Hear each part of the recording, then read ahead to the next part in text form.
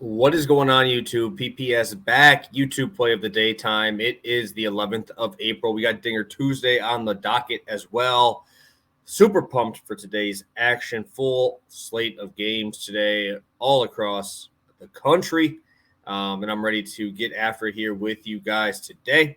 First, if you could, smash that like button. We appreciate you. And yeah, we will get it rolling here. So, still figuring out how I'm going to track everything because I have YouTube stuff and I have the Pass the Prop and then I did a live one. So I'll get all those numbers all taken care of. I just got to figure out how I'm going to do that. So just give you that off the bat.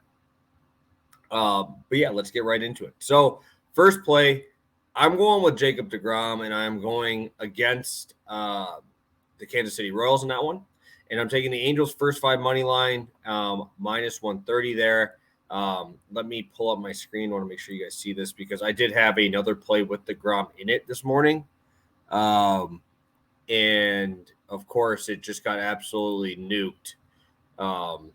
So that was great. So, obviously we want to make sure I get you guys to see this before. So now it is actually minus 133 now. So a little juicier than I like to play. Obviously, I will have a plus money spot because of this on my next play.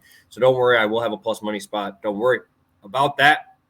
But Jacob Degrom here, I mean, I've looked at this lineup that Kansas City has been rolling out lately, and it is pretty tasty for strikeouts, guys. It's Salvador Perez, a lot of swings and misses. You got Bobby Witt, who has swings and misses in his swing. You got Franmil Reyes at the 4, Hunter Dozier in that lineup.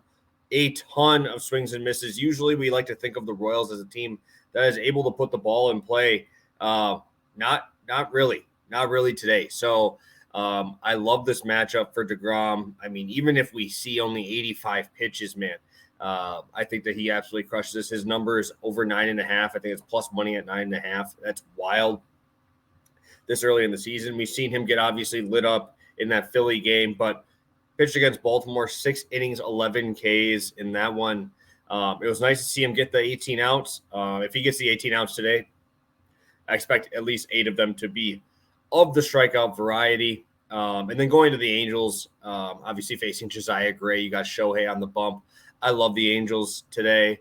You coming off of a huge letdown spot yesterday, but they had Jose Suarez on the bump. I know people are high on him. I'm indifferent. So now you have your number 1 versus Josiah Gray, who did throw well in Coors, don't get me wrong, but I like this Angels lineup a lot more than I like that Colorado lineup. So I do think this is a bounce back day. I think they come out swinging fast because obviously losing to Patrick Corbin is not a great look.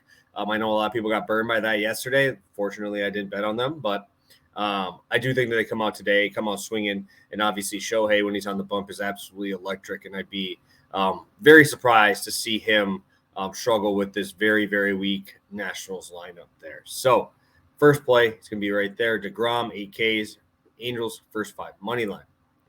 Second one, let me pull it up here first. And we have it right here. Plus 103 for you guys today.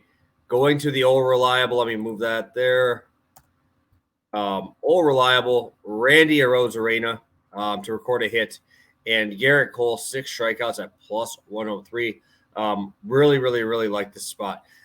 I don't understand how Vegas books, whatever. I don't understand how you're going to continue to give me Randy Arozarena at minus 220. This dude has got a hit in every game. This dude is absolutely fantastic. He is in the top 10 percentile in hard hit rate, exit velocity, expected WOBA, barrel percentage, strikeouts, right? Expected batting average, pretty much everything you could possibly want. Randy is close to the top of the league in that category, right? Facing off against Garrett Whitlock, which is obviously a matchup we might not know a lot about here, but I'm going to give you a little lowdown here. Garrett Whitlock is a great pitcher, right? He's a good dude. He's got good stuff, but he is a reverse splits guy. It's because he heavily relies on the changeup and the sinker. If you guys don't know, a sinker is just a 2-seam fastball. You're just getting the sink on that pitch. So when you're throwing those, right, they're going away from lefties, which is why his stuff against lefties is absolutely fantastic. Only a 192 batting average allowed against lefties last season. But against righties, this is coming in. Obviously, if you're throwing that, you're pretty much just going inside on a lot of these guys, right? So if you're trying to run it back, you have a very, very high chance of that ball running down the middle of the plate, right? Because that ball is going to be running into the barrel.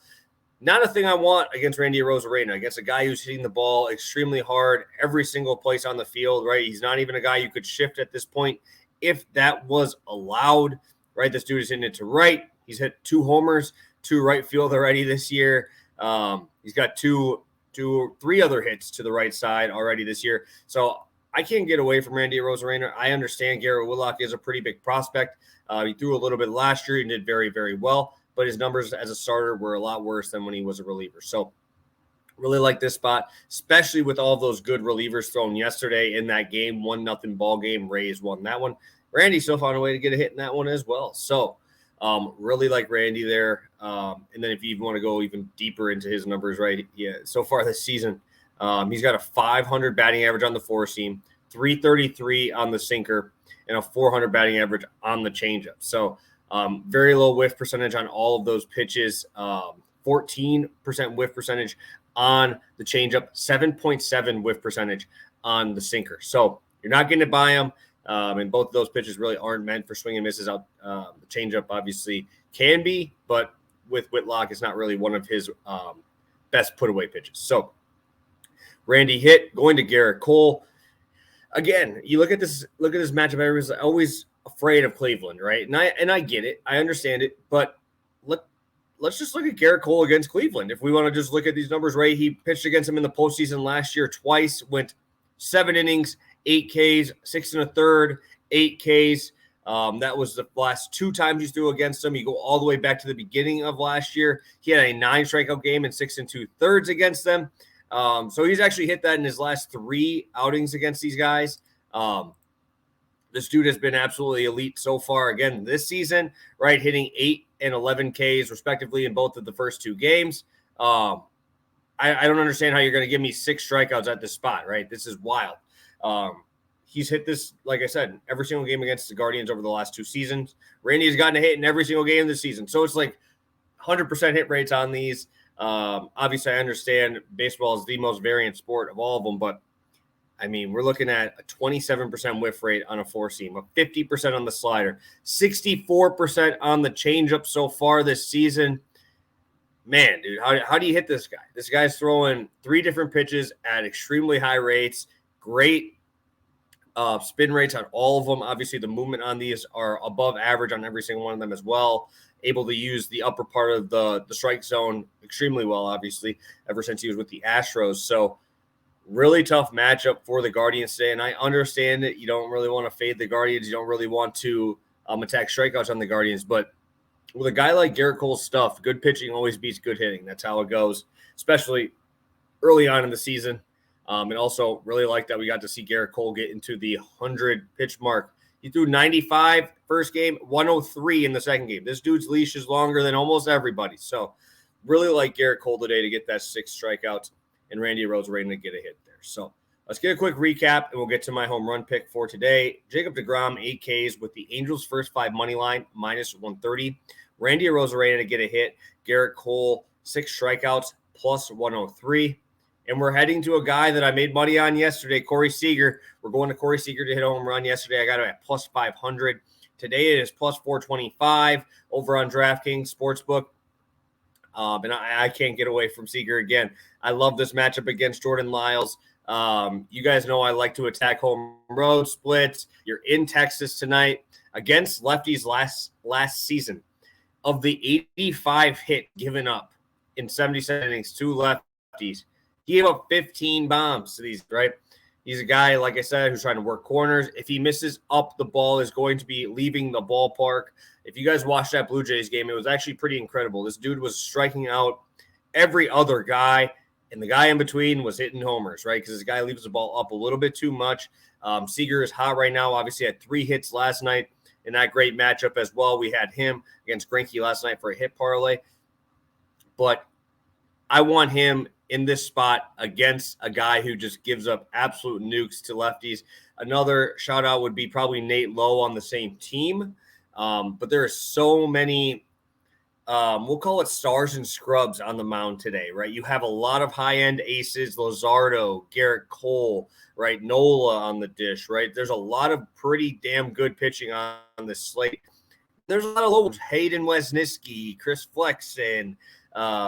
You got Ryan Weathers out there. So there's a lot of very high-end guys, a little bit guys on the lower end, or at least early in their career where we don't know where they're at yet. So I think this is the spot I want to go to. I think that this game is going to go a little bit under the radar, especially with Degrom on the bump there. Pretty low total, obviously, with Degrom on the bump with the 8 total in the game. But really like Corey Seager to come through. He had 3 homers in his 6 games against the Royals last year, and I think he continues that today. So Corey Seager is going to be my Dinger Tuesday pick for a home run at plus 425. So thank you guys so much for tuning in. Best of luck today. Let's cash all of these. I'm really, really excited for all 3 of these plays, and then we're going to get a couple of these in the green there. So have a good one, guys, and best of luck tonight.